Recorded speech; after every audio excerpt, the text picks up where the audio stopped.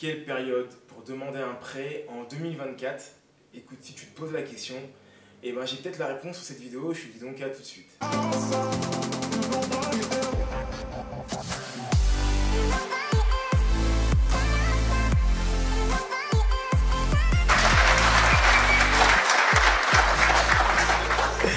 Plus sérieusement, salut à toi ambitieux, salut à toi ambitieuse et bienvenue sur ma chaîne, ou plutôt sur la tienne, YBA Courtage. Je vais me présenter rapidement. Je m'appelle Roméo, j'ai fait plusieurs années dans la finance, je suis aujourd'hui également marchand de biens, j'accompagne aussi des personnes dans l'investissement immobilier. Et cette chaîne, elle a un but simple, c'est de donner un bon coup de pied aux fesses, de manière à ce que tu n'aies plus aucune excuse à te lancer, mon ambitieux. Donc dans cette chaîne, on parle de choses concrètes, avec des personnes concrètes, des cas concrets, bref, que du concret.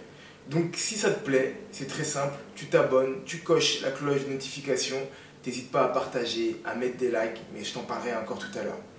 Dans cette vidéo, je vais te parler d'une situation particulière. Donc, comme tu le sais, c'est galère pour avoir des financements. Mais là, il y a une fenêtre de tir, il y a une porte qui s'ouvre pendant une certaine période. On va en parler, il y a plusieurs points que je vais aborder.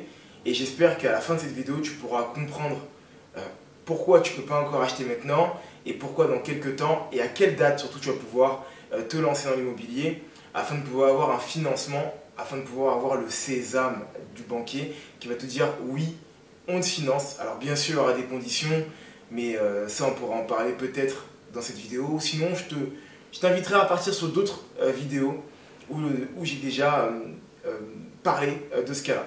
Alors on va le voir de manière assez chronologique. On va d'abord parler de la situation actuelle qu'on vit au niveau du financement, l'augmentation des taux, et je vais également te faire référence à certaines vidéos où j'avais déjà parlé de ça, et je t'inviterai bien sûr à les regarder en détail si cela t'intéresse. Et ensuite on va parler et aborder plusieurs points qui vont nous permettre de comprendre la situation dans son ensemble et quelle est la fenêtre de tir dont je te parle. D'accord? Donc je t'invite vraiment à rester jusqu'à la fin de la vidéo pour pouvoir comprendre le contexte et surtout savoir à quel moment tu peux investir. Dans des précédentes vidéos où je vais te mettre en fiche juste en haut, je te parlais du durcissement que les banques étaient en train d'avoir et surtout en fait, de la potentielle augmentation des taux. D'accord? Je pense que je vais sortir quelques petits extraits de ces vidéos dans celle-ci que je vais t'insérer pour pouvoir comprendre comment j'ai pu voir chronologiquement que les choses allaient se durcir et également du coup aussi après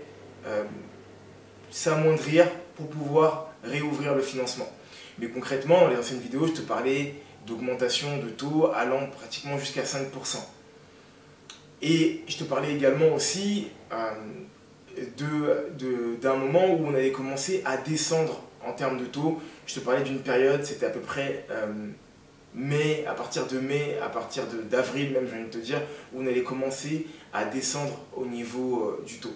Je t'invite vraiment à partir sur les autres vidéos où je te parle de ça. Alors comment j'ai fait pour savoir qu'on allait arriver à cette période-là dont maintenant on commence énormément à parler sur les médias mainstream et d'autres vidéos et d'autres youtubeurs peuvent en parler. Et comment je voyais également, et les raisons qui m'ont poussé à croire qu'on allait monter bientôt jusqu'à 5% à l'époque. En fait, c'est assez simple. Les raisons qui ont fait qu'on devait augmenter, en tout cas que la BCE, la Banque Centrale Européenne, devait augmenter les taux, en tout cas ce qu'elle a expliqué, c'était pour combattre l'inflation, d'accord? L'augmentation précipitée des prix des matières premières et autres. Donc le fait d'augmenter les taux d'intérêt, donc de prêter plus cher, allait potentiellement ralentir ou bien faire stagner l'inflation. Ça, c'était l'idée principale de la BCE et c'est ce qu'ils pouvaient nous expliquer. Donc ensuite, là, on arrive au deuxième volet. Quand investir? Pourquoi investir à ce moment-là? Et comment je fais, en tout cas comment j'ai pu supposer que les taux allaient commencer à baisser, comme on peut l'entendre sur les médias mainstream, où ils nous parlent de la baisse des taux, de la part de la BCE, etc. Il y a plusieurs points qui font référence à celui-ci. Le premier point, c'est le suivant. L'immobilier en France reste un pan économique énorme du PIB. D'accord? De mémoire, c'est à peu près 30% du PIB français. Donc, t'imagines bien que quand il est ralenti comme il l'a été, on est dans une récession en 2023, qu'il y a des promoteurs qui arrêtent les constructions tu as des promoteurs qui ferment la porte, qui mettent la clé sur la porte, qui font faillite, que tu as moins de ventes, donc tu as des agences immobilières qui ferment, tu as aussi moins de possibilités de pouvoir faire des travaux parce que les taux sont hyper importants alors qu'on est rentré dans une politique de baisser le CO2 ou zéro CO2, je ne sais plus quel est le terme exact qu'ils ont utilisé pour pouvoir mettre en place cette histoire de TPE. Tu comprends bien que ça bouleverse déjà l'agenda qui était prévu par rapport à la situation immobilière concernant la construction, parce qu'on est dans une situation qui est tendue au niveau du logement. Concernant également les TPE, parce que les normes aujourd'hui qui sont soumises concernant les passoires énergétiques font qu'il y a des personnes qui ne peuvent plus mettre en location, ce qui augmente encore plus la tension locative. Il y a également des personnes qui souhaitent acheter et qui ne peuvent pas acheter. Donc on rentre dans un marasme incroyable et on ne pouvait pas rester non plus 4 ou 5 ans comme ça c'était pas possible. Toutefois, il n'y a pas que cet élément-là, le premier élément que je viens de te dire, qui est que l'immobilier est un pan énorme du PIB et de l'économie française, sans parler de tous les métiers connexes qu'il y a en lien avec l'immobilier. Le deuxième point, c'est le cycle des ventes. En fait, il faut savoir que l'immobilier a un cycle, comme plein d'autres secteurs, et là, on commence à rentrer dans le cycle des ventes. C'est-à-dire que, arrivé le printemps, lorsque le printemps commence à arriver, lorsque les beaux jours commencent à arriver, lorsque les jardins commencent à être verdoyants, c'est à ce moment-là que les ventes commencent à monter dans l'immobilier en France. D'accord ?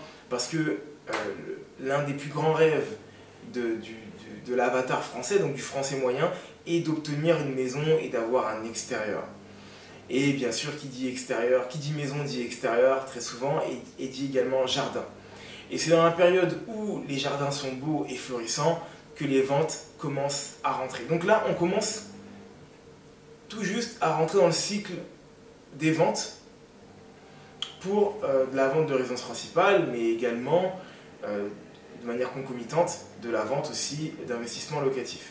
Sans parler du calendrier qui, bien sûr, lorsque tu décides de vouloir te lancer dans l'immobilier en avril, tu as 3 mois pour trouver ton financement, donc ça nous fait juillet, et très rapidement, après il y a le déménagement qui arrive pour septembre.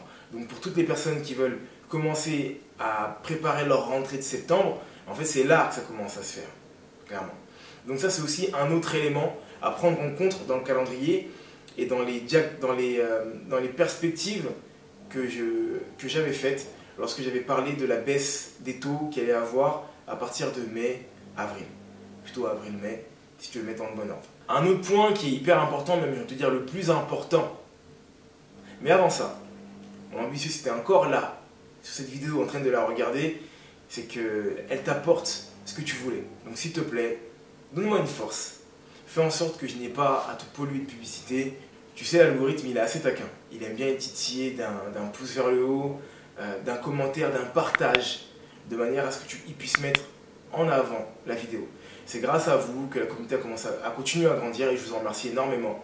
Donc, s'il te plaît, si tu aimes la vidéo, mets un pouce. N'attends pas la fin de la vidéo pour le faire. La page de pub étant finie, mon ambitieux, j'ai envie de te dire la chose suivante. Donc du coup, le point numéro 3, qui est un des points les plus importants dans la vidéo que je vais te donner, et pour que tu puisses vraiment bien comprendre le contexte de cette future potentielle baisse, parce que je ne travaille pas à la BCE non plus, mais je suppose fortement que ça va se faire, ben c'est simple, c'est Trump. Alors, où est le lien avec Trump, tu vas me dire? Trump est l'ancien président des États-Unis qui a voulu du coup avoir un second mandat, comme tu le sais, face à Biden. Si tu ne le sais pas, je te le dis, Joe Biden. Et donc il a perdu ces élections qui sont contestées. Il y a eu plein de manifestations dans ce sens-là. Il y a eu aussi quelques dérapages apparemment qui lui ont causé quelques problèmes. Toutefois, M. Donald Trump a pour ambition de repartir sur le banc de la présidence et donc du coup de tenter son coup en 2024. Ok? Et ça c'est un point qui est hyper important, mon ambitieux. Pourquoi? Et pour ça on va faire un petit peu d'histoire. Comme l'expression le dit, panem et cire sans cesse. Ça vient du poète Juvénal de mémoire. on est sur la Rome antique et la traduction littérale c'est du pain et des jeux de cirque. En gros, ce que veut dire ce message, c'est donner du pain et des loisirs à vos compatriotes et ils ne se préoccuperont que de ça. Et on est toujours sur le même adage. Donc Trump, pour des raisons bien trop longues pour que je puisse te l'expliquer cette vidéo, il y a une partie de l'Amérique profonde qui ne veut pas qu'il soit élu. Déjà, premièrement, parce qu'il est tellement patriote qu'il ne souhaite plus faire de guerre à l'extérieur et rapatrier les troupes qu'il a pu avoir, qui sont encore en extérieur. Ce qui est la logique inverse de la plupart des présidents qu'il y a pu avoir aux États-Unis, d'accord? Parce qu'on est plutôt sur une logique d'empire, comme certains historiens ou certains économistes peuvent le dire.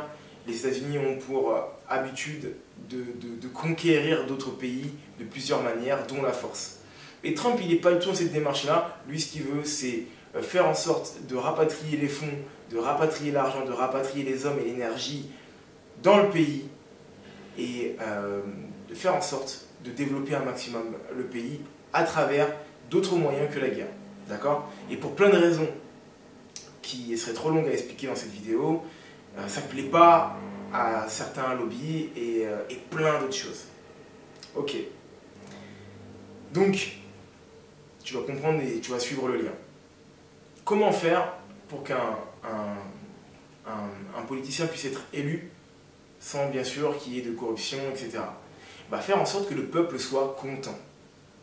Et c'est là où on arrive à Trump, c'est là où on arrive à l'Europe, à la BCE. Parce que la BCE, elle prend le là que la Fed lui donne. Donc du coup, c'est la Banque centrale américaine. D'accord? Et la Banque centrale américaine, en fonction du rôle qu'elle veut jouer dans les élections, va décider d'accompagner un président ou un autre. Donc potentiellement, on est sur des hypothèses. Toutefois, il y a un lien de corrélation entre les futures élections et la baisse des taux que la Fed souhaite faire et dont elle parle de plus en plus. Parce que la baisse des taux que la Fed souhaite faire va permettre de pouvoir redonner du pouvoir d'achat aux Américains.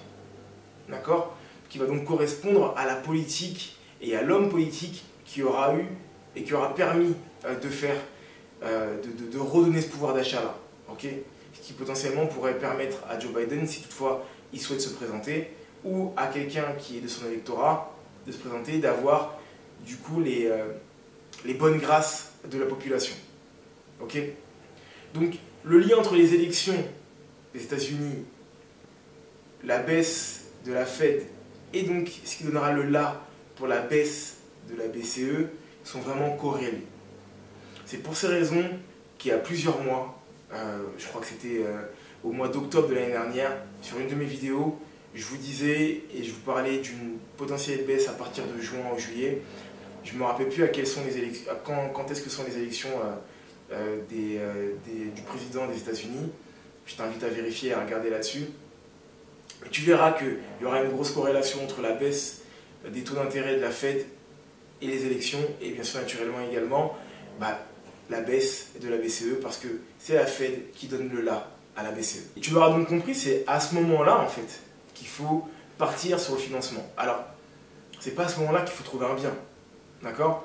Donc là, c'est le formateur qui te parle, c'est pas à ce moment-là qu'il faut trouver un bien. Le bien, tu dois le trouver avant. Et pour trouver le bien, tu dois regarder le profil que tu as au niveau financier, que tu souhaites avoir sur le futur par rapport à ton projet immobilier. Est-ce que tu as une appétence sur de l'immeuble de rapport, sur de la location courte durée, etc. Et c'est ces points-là qui vont commencer à te permettre de rechercher dès à présent un projet qui par la suite va te permettre de pouvoir partir à la recherche de financement et d'augmenter potentiellement les chances d'avoir le fameux sésame et d'avoir ton accord en fait, tout simplement. Donc pour faire simple et en résumé mon ambitieux, la fenêtre de tir, elle sera en lien direct avec les élections. Donc si tu veux savoir à quel moment tu peux commencer toute façon, c'est dès à présent que tu peux commencer à rechercher un bien. Mais par contre, rechercher le financement, si tu veux savoir à quel moment tu dois regarder un financement, rechercher un financement, essaye de te caler avec ce que la Fed va expliquer. Regarde, tape baisse potentielle de la Fed, baisse des taux d'intérêt potentiels de la Fed sur Google ou sur n'importe quel autre moteur de recherche. Et tu trouveras automatiquement les infos qui te permettront de pouvoir correspondre les agendas avec la Banque Centrale Européenne. D'accord? Si tu as des questions, mon ambitieux, c'est simple, il y a des liens qui sont juste en bas qui te permettent de rentrer en contact avec moi. Je rappelle constamment, celui qui dit que je ne l'ai pas rappelé est un menteur. Donc, tu cliques en bas, tu programmes un rendez-vous téléphonique et je te rappelle une quinzaine de minutes et ça totalement gratuitement, mon ambitieux. Voilà, c'est la fin de cette vidéo. J'espère qu'elle t'aura plu, j'espère qu'elle aura été instructive, mon ambitieux. Si c'est le cas, comme je l'ai dit tout à l'heure, tu partages, tu likes. D'accord? Merci encore. C'est grâce à vous que je grandis. Et j'espère vous revoir bientôt sur d'autres projets. J'en dis pas plus. En tout cas, je te dis à bientôt, mon ambitieux. Entre-temps, continue à croire en toi et à te former.